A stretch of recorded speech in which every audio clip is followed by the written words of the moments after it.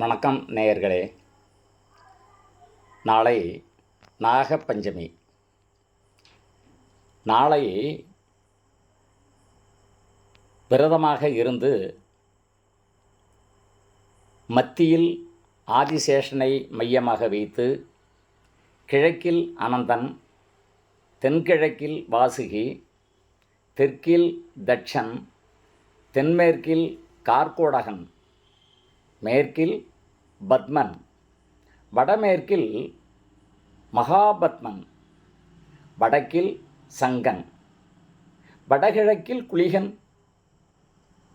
இப்படியாக இவர்களை வைத்து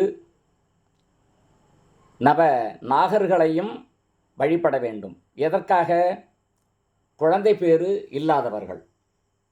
அப்படி குழந்தை பேறு இல்லாதவர்கள் இப்படியாக வழிபட்டால் குழந்தை பேறு கிடைக்கும் என்பது ஐதீகம். இம்முறையை பயன்படுத்த முடியாதவர்கள் நேராக ஏதேனும் ஒரு காட்டுக்கு, அனாந்தர காடு கிடையாது, ஏதாவது ஒரு பக்கத்தில் இருக்கக்கூடிய கொடிப்புத்து, அதாவது முட்டைப்புத்துன்னு சொல்லுவாங்க, கொடிப்புத்துன்னு சொல்லுவாங்க. நெடிய புத்து, கொடிப்புத்து உயரமாக வளர்ந்திருக்கும்.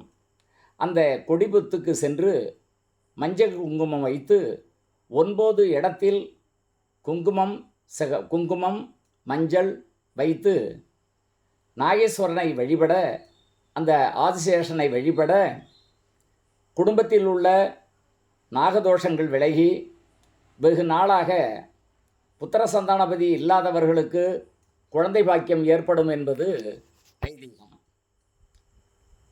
விஞ்ஞானங்கள் எவ்வளவுதான் உயர்வடைந்த போதிலும் சில கிரகங்களுடைய சூட்சமத்தின் காரணமாகவும் வாழ்வாதாரத்தில் சில சிரமங்கள், கஷ்டங்கள், குழந்தையின்மை நிலைகள், உடல்நலை குறைபாடுகள் இதுகளெல்லாம் ஏற்பட்டு சில மனசஞ்சலங்களுக்கு ஆளாக்கக்கூடிய வாய்ப்புகள் இந்த தருணத்தில் உண்டு.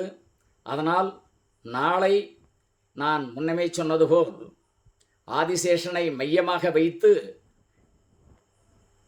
கும்பகலசம் வைத்து வழிபட முடியாதவர்கள் புற்றில் இதுபோல் 9 திலகங்களை வைத்து வழிபட தோஷங்கள் விலகி உங்கள் வம்சம் விருத்தியம்சமடையும்.